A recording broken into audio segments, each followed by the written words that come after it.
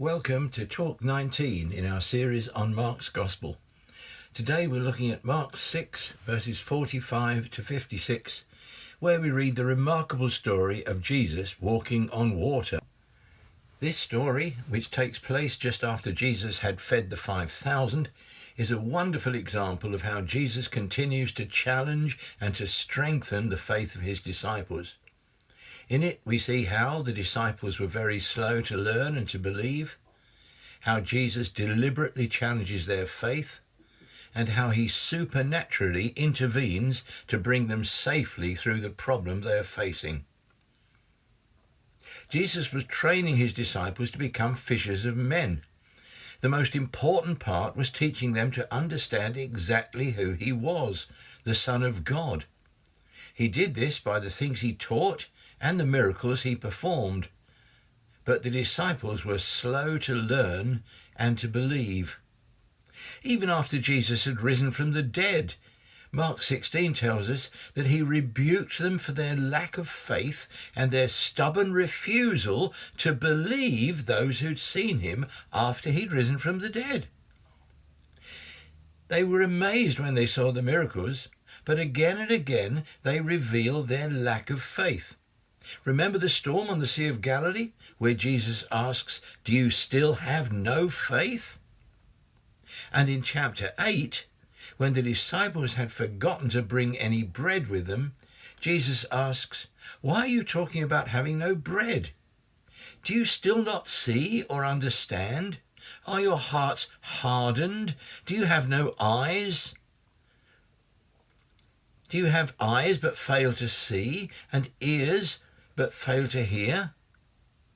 And don't you remember when I broke the 5 loaves for the 5,000, how many baskets full of pieces you picked up?" 12, they replied. "And when I broke the 7 loaves for the 4,000, how many basketfuls of pieces did you pick up?" And they answered, 7. He said to them, "Do you still not understand?"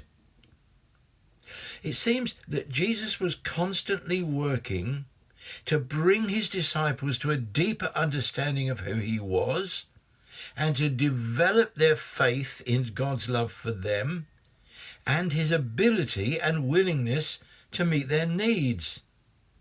And believe it or not, he's doing the same for us too. He wants to bring us to a deeper understanding of who he is. He wants to develop our faith in God's love for us. And he wants us to understand his ability and willingness to meet our needs. So let's look at the passage in more detail, bearing in mind that Jesus' aim is to strengthen the faith of his disciples and our faith too. Verse 45 then. Immediately Jesus made his disciples get into the boat and go on ahead of him to Bethsaida, while he dismissed the crowd. After leaving them, he went up on a mountainside to pray. Notice that Jesus made them get into the boat. This verb can be translated compel. So he must have had a definite purpose in sending them on ahead of him and putting them at some distance from himself. Part of that purpose, we're told, was so that he could be alone and pray. Perhaps he was talking to his Father about the disciples' lack of faith. And perhaps he sent them on ahead to test and strengthen their faith. Soon they'd be facing a storm without Jesus being physically present with them, as he had been when he had calmed the storm a little earlier in chapter 4. And this is made clear in the next verse 47. When evening came, the boat was in the middle of the lake, and he was alone on land. John 6 tells us that the boat was about 3.5 miles from shore. And Matthew 14 adds that it was buffeted by the waves. So the disciples are in trouble. But Jesus isn't with them. He is alone on the land. At least in the earlier storm, he was with them in the boat, even if he was asleep. How often when we face problems do we feel that Jesus is no longer with us, no longer aware of our need? Help seems miles away. But look at the next verse. He saw the disciples straining at the oars because the wind was against them. About the fourth watch of the night, that is between 3 and 6 a.m., he went out to them walking on the lake. The disciples were having a hard time. The wind was against them. They were straining at the oars. They were finding it difficult to cope. And even though it was dark, Jesus saw them. And he saw the problem.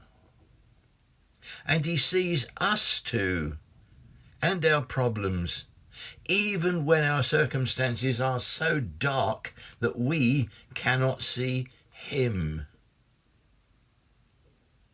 So what does he do? He goes out to them walking on the lake. He intervenes supernaturally.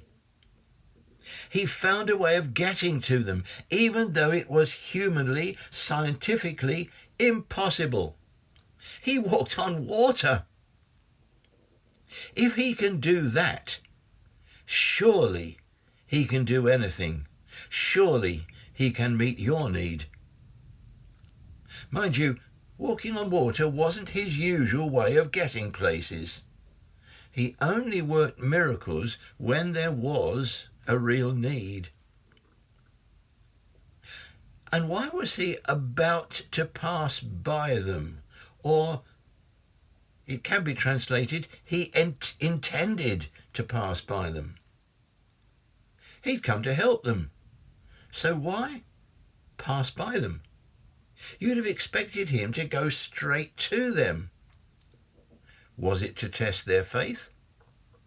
To get their attention? We don't know. But sometimes when it seems that he's passing us by, he's doing it to test our faith or to get our attention. Maybe he wants us to really cry out. And note that when he hears them cry out in fear, he immediately encourages them by speaking to them. His power to answer is not limited by the way we ask for help. Even when we cry out in fear, he is there to help. Look at verses 49 and 50.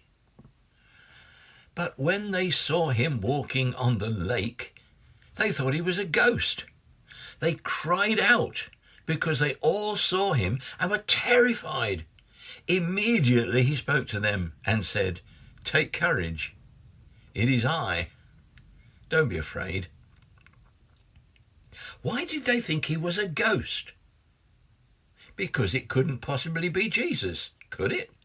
Surely nobody, not even Jesus, can walk on water. So they settled for another, even more implausible supernatural explanation. A ghost. And it's very much the same today.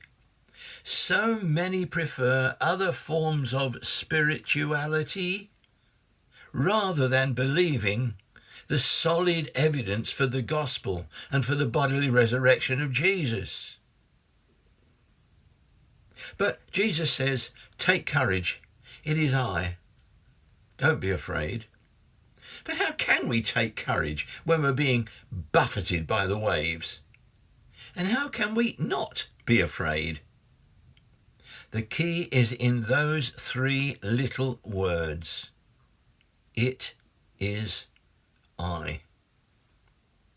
In context, it could simply mean, it's not a ghost, it's me, Jesus.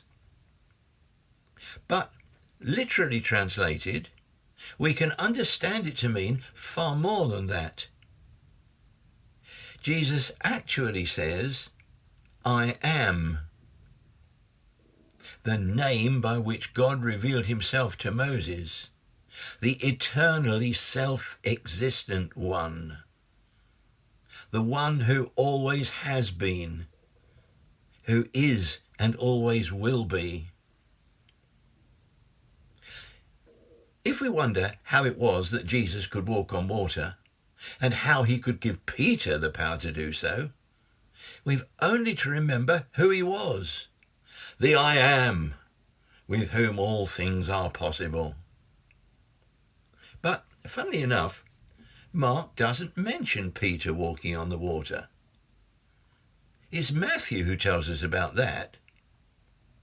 At this point in the story, before Jesus gets into the boat, Matthew tells us that Peter says, Lord, if it's you, tell me to come to you on the water.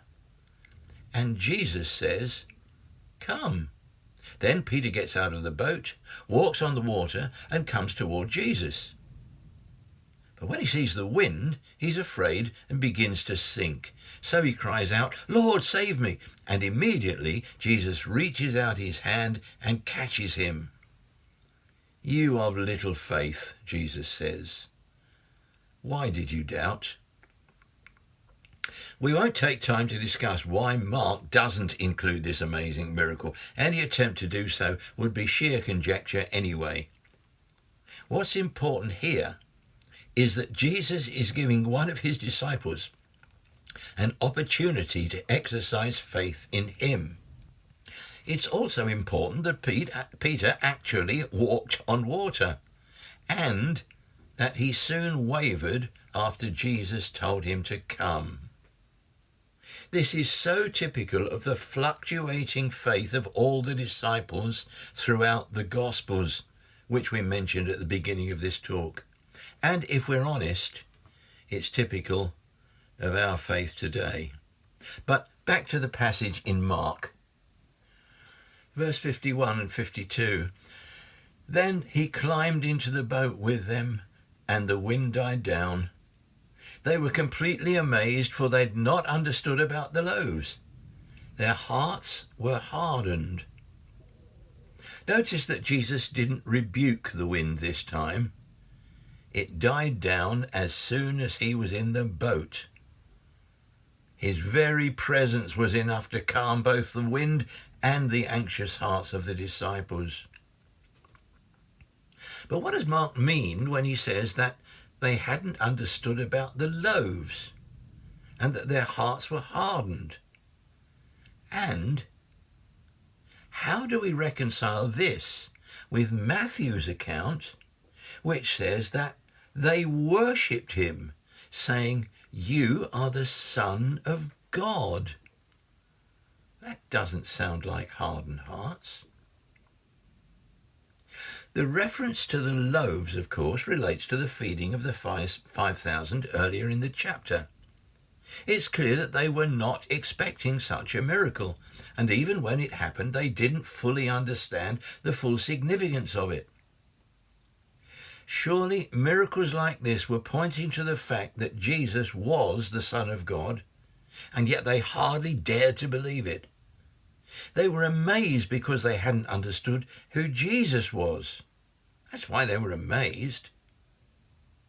And so, as we've already pointed out, their faith frequently fluctuated, up 1 minute, down the next, or down 1 minute, up the next. And this may explain why Matthew could say that the disciples worshipped Jesus and said, you are the Son of God. They're doubting 1 minute, believing the next. Their initial reaction is amazement.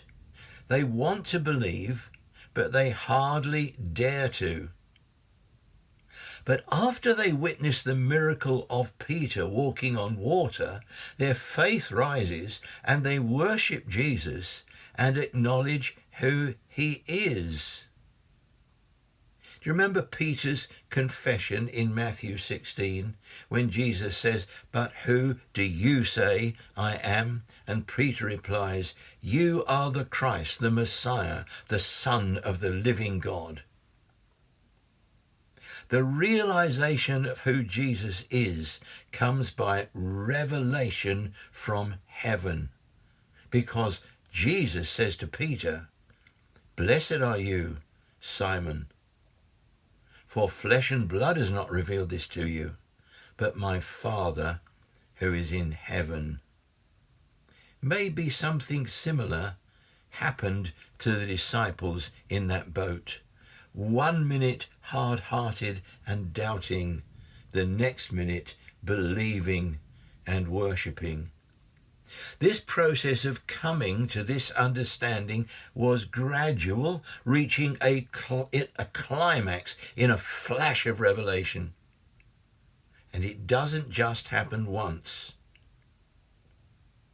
We need repeated revelation and repeatedly to confess who Jesus is. And this was Jesus' purpose, building their faith and bringing them to a steadfast understanding of who he is. It was a gradual process, as it is with us. But however wavering our faith, we can be sure that his faithfulness will always bring us to the other side. As verse 53 tells us, they crossed over, they landed, and they anchored there. Of course they did. So, to summarize, in this incident, we see how Jesus tests and strengthens his disciples' faith. He sends them ahead without him. He allows them to go through another storm, but he still has his eye on them. He does the impossible by walking on water to encourage them, and even allows Peter to walk on water too, despite his wavering faith. And of course, he gets them all safely to the other side. After all, it was Jesus who had told them to make the journey in the first place. And all this enables them to appreciate better who he is. And God does similar things in our lives so that we might appreciate better just who Jesus is. But before we leave Mark 6, let's read the last few verses of the chapter. Verse 54. As soon as they got out of the boat, people recognized Jesus. They ran throughout that whole region and carried the sick on mats to wherever they heard he was. And wherever he went, into villages, towns, or countryside, they placed the sick in the marketplaces. They begged him to let them touch even the edge of his cloak. And all who touched him were healed. These verses are a summary of Jesus' ministry at that time. Notice the words everywhere he was, wherever he went. The healings recorded in the Gospels were no isolated incidents. They were happening everywhere, in villages, towns, and countryside. And, as we saw in earlier talks, they were evidence of the truth that the kingdom of God was among them and that Jesus was who he claimed to be, the Son of God. The need for any of us to walk on water today would be exceptional, to say the least.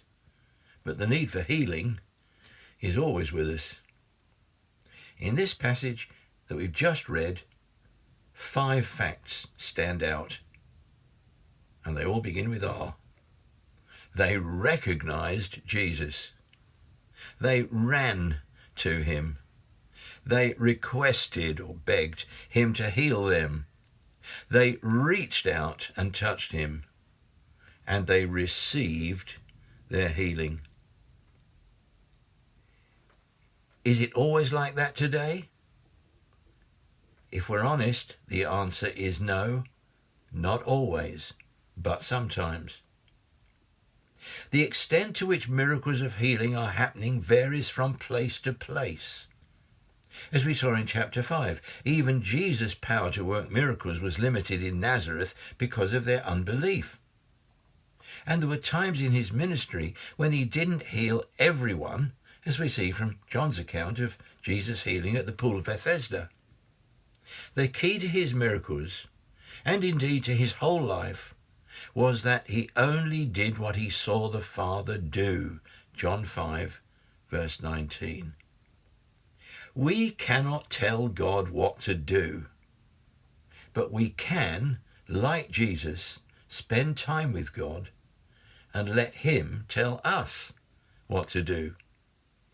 So the 5 points mentioned above are not a formula for healing. There's no such thing. And the belief that there is can lead to bitter disappointment. But in our search for healing, we can and we should recognize that Jesus is Lord, run to him with our request, reach out in faith, believing that we will receive our healing in God's own good time. He does work miracles of healing today, but we need to remember that all healing in this life is temporary. The ultimate healing will take place when we receive new bodies when Jesus comes again. Meanwhile, keep your eyes on Jesus. He will get you there. Now, I know that the subject is healing is a very complex one, and if you'd like more of my thoughts on that, you might like to get hold of my book, Just a Taste of Heaven, a biblical and balanced approach to God's healing power, which is available from my website, davidpetts.org. Till next time, God bless you.